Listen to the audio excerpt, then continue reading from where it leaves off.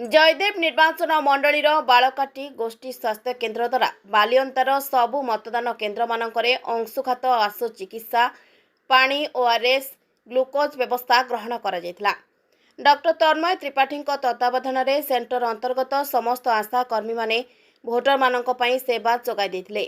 जरूरीकालीन स्थिति पई आंबुलांस सेवा मौजूद थिला। एमितिरे काईजंगा बिसुनियापड़ा बोधखंडी बुधीपड़ा बालियंता बुथ्रु गोटाए लेखाए भोटर लंबा धाड़ी रे खरारे छिड़ा होई अंशुघातर शिकार होइतिले। यह सहित रथिजेमा बूथ नंबर 93 रे कार्यरत पोलिंग अधिकारी अंशुघातर शिकार होइतिले। आंबुलांस रे तुरंत निकटस्थ बालकाटी गोष्ठी स्वास्थ्य केन्द्र को निया जाई उत्तम चिकित्सा जोगाई दिया जायतिला। परे समस्ते सुस्थ होई घर को फेरितिले। अतिशय खरा और धाड़ी कारण बूथ केन्द्र मानकु पवन चलाचल होई पार नथिला। सेथिलागी एभली समस्या देखा देइतिला। आशाकर्मी मानक निष्ठापर सेवा पई साधारण रे भूरियसी प्रशंसा होइछि। भुवनेश्वर जयराम साहू को रिपोर्ट, ओडिशा डिजिटल।